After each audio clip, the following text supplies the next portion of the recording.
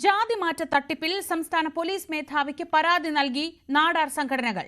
വ്യാജ സർട്ടിഫിക്കറ്റുകൾ നൽകുന്നതിൽ കേസെടുക്കണമെന്നാണ് ആവശ്യം. നെയ്യാറ്റിൻകര ലത്തീൻ ബിഷപ്പ് വിൻസെന്റ് സാമുവൽ, ക്രിസ്തുദാസ് എന്നിവർ തട്ടിപ്പ് നടത്തിയെന്ന് പരാതിയിൽ പറയുന്നു. ന്യൂസ് 18 വാർത്തയെ തുടർന്നാണ് ഇപ്പോൾ പരാതി നൽകിയിരിക്കുന്നത്. News 18 big impact. Sarang Sudhakaran വിവരങ്ങളുമായി. സാരംഗ്, ഞെട്ടിക്കുന്ന ഒരു വാർത്തയായിരുന്നു ന്യൂസ് 18 കഴിഞ്ഞ ദിവസം പുറത്തുവിട്ടത്. ആ സർട്ടിഫിക്കറ്റുകളിൽ, ആ വ്യാജ സർട്ടിഫിക്കറ്റുകളിൽ കേസെടുക്കണമെന്ന ആവശ്യമാണ് ഇപ്പോൾ നാടാർ വിഭാഗത്തിൽ നിന്ന് ഉയരുന്നത്. എന്തൊക്കെയാണ് വിശദാംശങ്ങൾ? തീർച്ചയായും ശ്രീജ, അത്തരത്തിലുള്ളൊരു പ്രധാനപ്പെട്ട ഒരു വാർത്തയാണ് നമുക്കിപ്പോൾ നൽകാനുള്ളത്. അതായത് ഈ ഒരു 3 സംഘടനകൾ, അതായത് ഇത്തരത്തിൽ ജാതി മാറ്റം നടന്നിട്ടുള്ള പ്രധാനമായിട്ടുള്ള ജാതികൾപ്പെട്ടുള്ള അത്തരത്തിലുള്ള സംഘടനകളുള്ള 3 സംഘടനകളാണ് ഇപ്പോൾ DGPക്ക് റവാഡ ചന്ദ്രശേഖരന് പരാതി നൽകിയിട്ടുള്ളത്. അദ്ദേഹം പറയുന്നത് എന്താണെന്ന് വെച്ചാൽ 2 ലക്ഷത്തോളം ഇത്തരത്തിൽ ജാതി മാറ്റങ്ങൾ നടന്നിട്ടുണ്ട് എന്നാണ്. അതായത് വർഷങ്ങളോളമായി ഒരു ഗൂഢസംഘം ഇതിന്റെ പിന്നിൽ പ്രവർത്തിക്കുന്നു. മാത്രമല്ല ഇതിൽ കത്തോലിക്ക സഭയുടെ, ലത്തീൻ കത്തോലിക്കയുടെ അടക്കം പിന്തുണയുണ്ട്.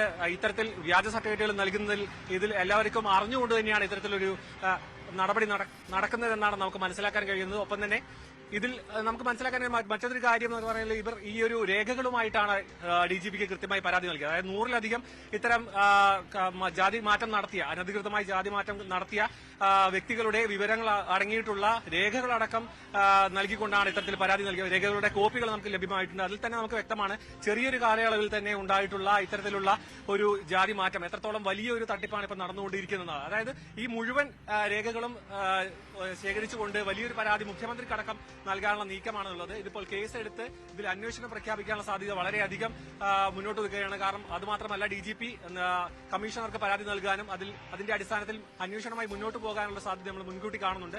മാത്രമല്ല ഇതിന്റെ വ്യാപ്തി മനസ്സിലാക്കുന്ന തരത്തിലേക്ക് ഇതിന്റെ കാര്യങ്ങൾ കൂടുതൽ, അതിന്റെ എത്രത്തോളം വലിയൊരു തട്ടിപ്പാണ് നടക്കുന്നത് എന്നൊക്കെ ഇത്തരത്തിലുള്ള ഒരു പരാതിയിലൂടെയാണ് നമുക്ക് കൂടുതൽ മനസ്സിലാക്കാൻ കഴിയുന്നത്. മാത്രമല്ല ഇതിൽ അദ്ദേഹം നമ്മളുമായിട്ട് പങ്കുവച്ച ഈ രേഖകളിലെല്ലാം വ്യക്തമാക്കുന്നത് വർഷങ്ങളായി ഇത്തരത്തിലൊരു തട്ടിപ്പ് നടക്കുന്നുണ്ട്. PSCയിലടക്കം ഈ ഒരു സംവരണ ആനുകൂല്യം ലഭ്യമാക്കാനും അത് തരം പോലെ ഉപയോഗിക്കാനും, ഓരോ സംവരണത്തിലും ജില്ലാടിസ്ഥാനത്തിലുള്ള PSCയിലെ നിയമനങ്ങൾക്കനുസരിച്ച് അതിലെ ഓരോ സംവരണത്തിലെ ശതമാനം അനുസരിച്ചും ഈ സർട്ടിഫിക്കറ്റുകൾ ഉപയോഗിക്കുന്നവരുമുണ്ട് എന്നൊക്കെയാണ് നമുക്ക് മനസ്സിലാക്കാൻ കഴിയുന്നത്. ഒരു വലിയൊരു തട്ടിപ്പ്, ഇതിന്റെ കൂടുതൽ വിശദാംശങ്ങൾ പോലീസിന്റെ അന്വേഷണം കൃത്യമായി ഉണ്ടായാൽ മാത്രമേ മനസ്സിലാകുകയുള്ളൂ. അത്തരത്തിലേക്കുള്ള നടപടികളിലേക്കാണ് ഇപ്പോൾ പരാതിയുടെ അടിസ്ഥാനത്തിൽ കടക്കുന്നത്. ശ്രീജ, സാരംഗ്, ഇതിൽ മറുപക്ഷത്ത് നിന്ന് പറയുന്നത് ഈ സമയത്തൊന്നും ഇങ്ങനെ ഒരു സംഭവം നടക്കുന്നില്ല എന്നൊരു വിശദീകരണമാണല്ലോ ലത്തീൻ സഭയുടെ ഭാഗത്തു നിന്ന് വരുന്നത്. അവരുടെ വിശദീകരണം ഈ കേസിൽ എത്രത്തോളം പ്രധാനപ്പെട്ടതാണ്? ഈ സമയത്ത് നടക്കുന്നില്ല എന്ന് പറയുമ്പോൾ മുൻപ് നടന്നിട്ടുണ്ട്, അത് അവർക്കറിയാമായിരുന്നു, അങ്ങനെയാണോ?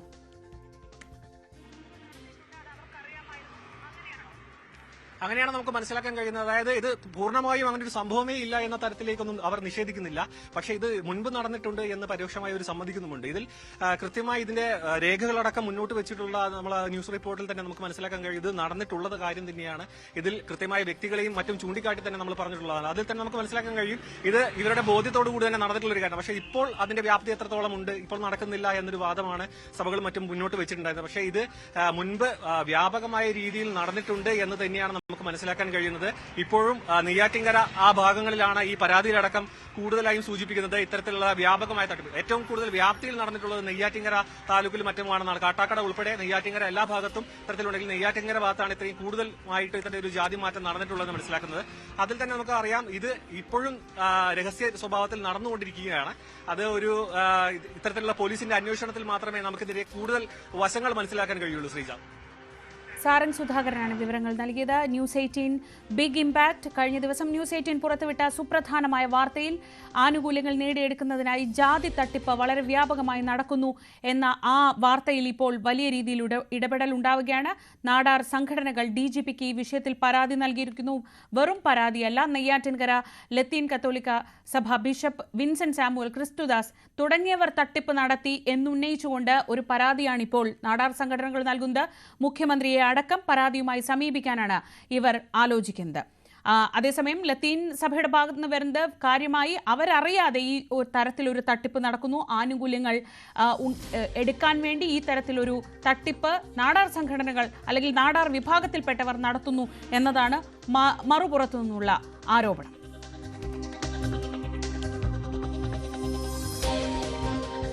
സംവരണം നേടിയെടുക്കാനുള്ള ജാതി മാറ്റ തട്ടിപ്പ് എന്തായാലും ലത്തീൻ അതിരൂപത വികാരി ജനറൽ ഫാദർ യുജീൻ പെരേര നിഷേധിക്കുകയാണ്. സഭയല്ല സർട്ടിഫിക്കറ്റ് നൽകേണ്ടത്, റവന്യൂ ഉദ്യോഗസ്ഥരാണ് എന്നാണ് വിശദീകരണം.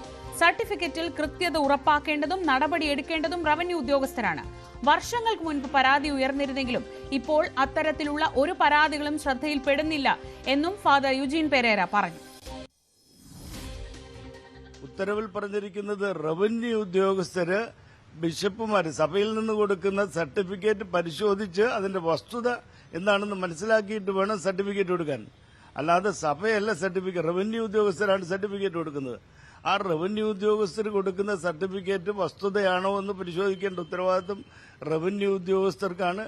അതിനകത്ത് എനിക്ക് തോന്നുന്നു വളരെ സ്ട്രേ ആയിട്ടുള്ള ചില ഇൻസിഡൻസ് നേരത്തെ വർഷങ്ങൾക്ക് മുമ്പ് റിപ്പോർട്ട് ചെയ്യപ്പെട്ടിട്ടുണ്ട്. ഈ അടുത്ത കാലത്ത് ഒരു കേസും അതുപോലെ റിപ്പോർട്ട് ചെയ്ത് കണ്ടിട്ടില്ല.